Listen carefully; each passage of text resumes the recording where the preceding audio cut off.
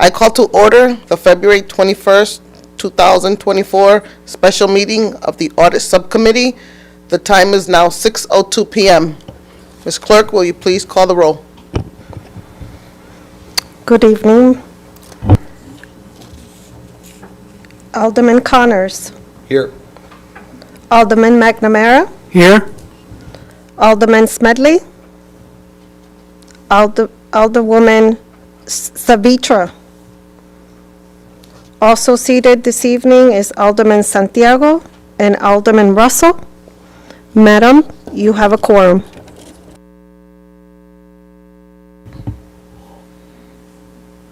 Alderperson? Thank you, Chair. I rise and make a motion to accept the item discussion on the procedure. Oh, apologies. Good evening. I make a motion to accept the item discussion on the procedure for the selection of the auditors for the City of New Britain. May I have a second? I'll second that, Madam Chair. Thank you. Motion to accept Standing Rule 9.1 made by Alderman Connors, seconded by Alderman McNamara. All in favor, say aye. No, sorry, now we open for discussion. Yep. Sorry, that, because that. Oh, okay. Motion, sorry about that. So you're just going to say any discussion? Okay, any discussion? Now you call him. Mr. Perugini, Jonathan Perugini. Yeah. Want me to start?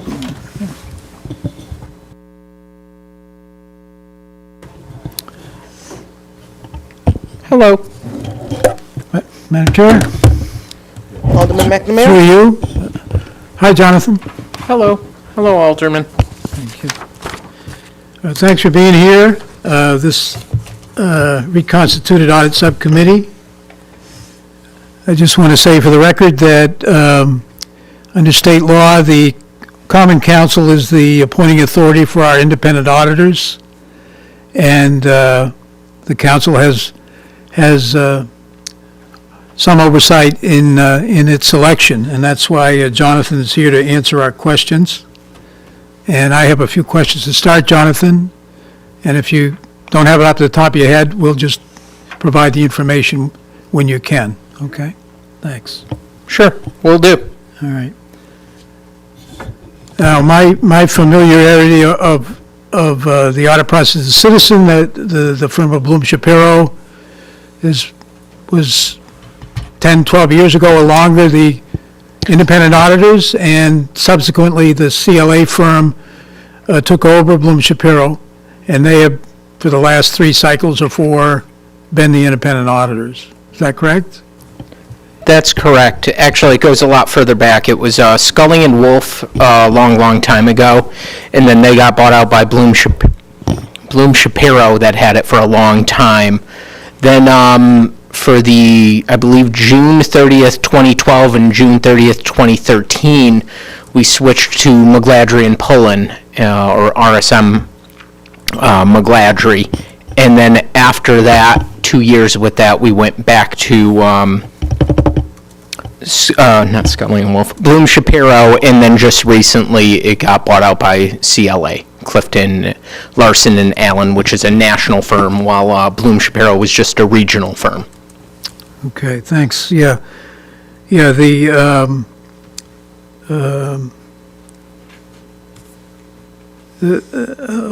me just start by asking with our auditors, CLA, what are the effective dates of the current contract?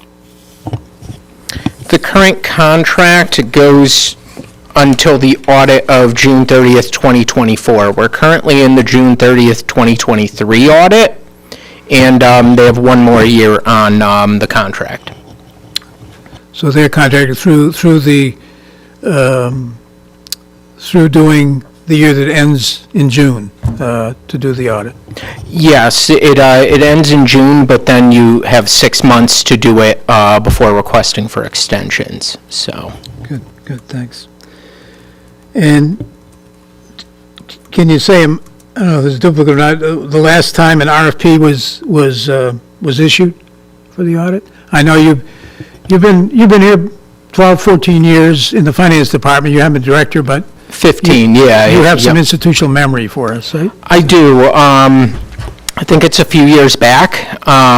It would probably be 8 years, I want to say, because this is a 3-year contract. In the past, it would be a 3-year with 2 single 1-year extensions, and I believe we honored it last time around, all the way through with the 2 single ones last time it was through Yeah, RFP.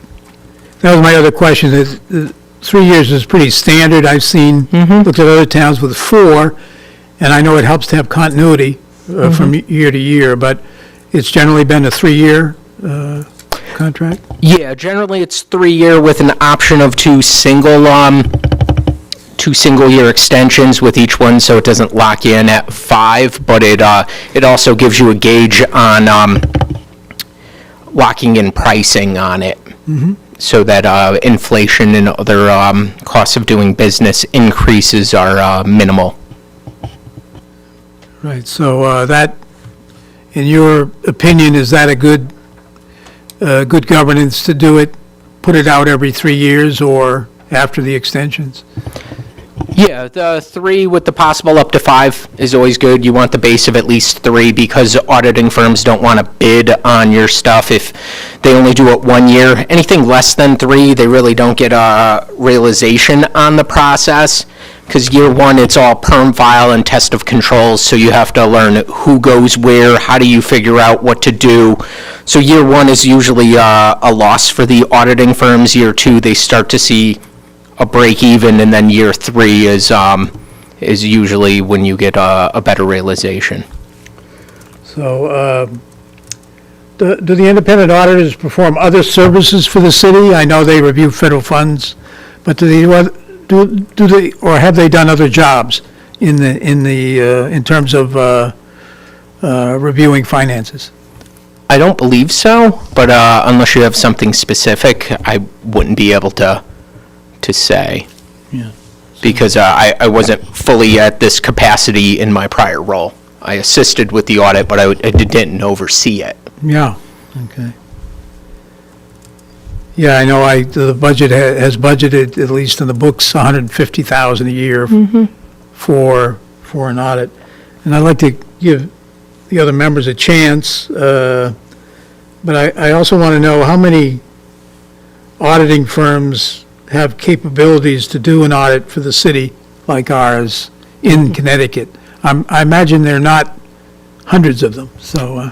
No, there's not. There's usually about 3 big ones. It's usually CLA, McGladrey, and then I think there's like O'Connor Davies, I think is the last one, that have the capabilities of doing a bigger city.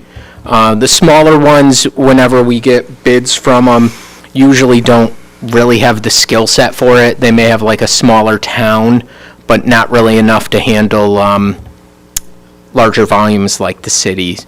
And so, and even I think McGladrey was starting to phase out of towns and cities because they were having trouble with realization rates competing with the regional ones like Bloom Shapiro and another accounting firm. They were picking them up until they got bought out by larger accounting firms. And that added another layer of review, because usually it goes up the chain from in charge to manager to partner, concurring partner. But now if you have like a national one, you have to do a national review as well. So that only adds to the cost of the audit. Okay, well, I don't want to hog the mic, so I'll pause there for other members that might have a couple questions.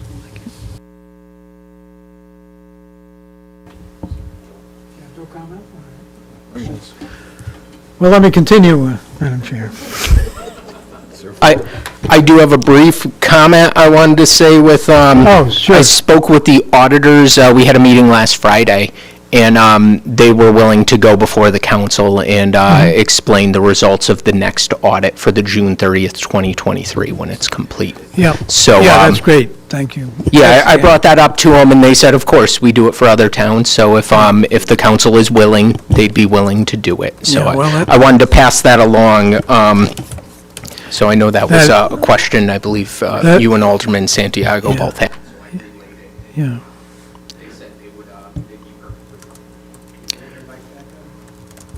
Sorry. Do you need me to repeat that? Oh, okay. So based on your answers, it looks like FY '25 is the year when another RFP will be needed. Yeah, for fiscal year '25, what you have to do is, every June 1st, we have to let OPM know who our auditors are for the upcoming fiscal year.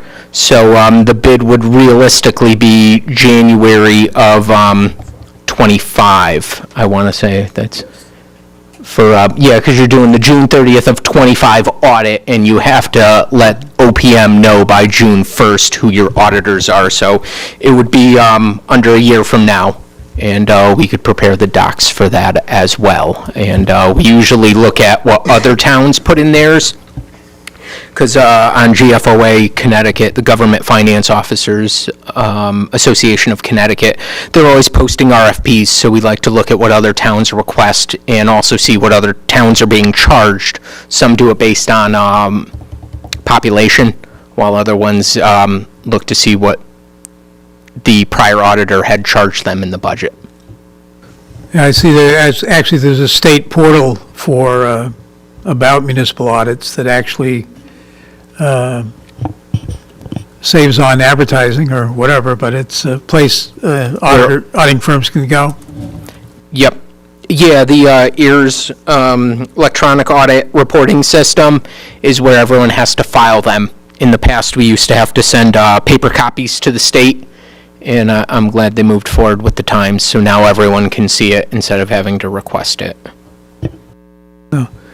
So you sort of laid out a timetable on the back of an envelope kind of thing for us that the audit subcommittee would look at proposals in the next fiscal year, but meet a deadline to be able to tell the state who the independent auditors are. Okay. Yeah, I'd like to have something drafted probably in December of this year, so that it could be reviewed, and then we can come up with a timetable, because I believe the audit subcommittee, you guys wanted to interview the whoever puts in. Is that correct? So that way it would give time with it, so it could go through the proper channels, and we're not rushing it for the June 1st deadline. Yeah. Yeah, that's helpful to know. I didn't know coming in whether it was going to be in 3 years or 2 years, but it will be on the docket. And again, this is all about complying with the state statute about municipalities and audits, and also having the accounting firm come to the council is also in the state law now, in terms of our specific circumstances we've been dealing with in terms of the lateness of the 22 audit. So you're welcome to give us an update on, you actually laid that out at the Administration, Finance, and Law Committee in terms of receipt of the 22 audit, but you're welcome to give me an update on how the 23 audit's going. 23 is going good. We had preliminary testing, which is like test of controls, and if the state and federal audits, they look at the activity, what was revenue, what was expense. That was the beginning of, no, not the beginning of, I want to say they concluded that the end of last week. So they're looking to come back the middle of March and then follow it all the way through until we can issue a report. So far everything's good. I was talking to my staff. We're assigning different pieces of it. We have the CLA portal that we go in, and now that I have consistent staff that has seen it for a year, it helps out for how to handle it going forward. So. All right, Madam Chair, I have no further questions. Anyone else for further questions or discussion? You may I have a motion to adjourn. Motion to adjourn. Second. Motion to adjourn made by Alderman McNamara, seconded by Alderman Connors. All in favor, say aye. Aye. All opposed, say nay. Motion carries. Meeting is adjourned at 6:17. Thank you, John. Thank you. Thank you, everyone.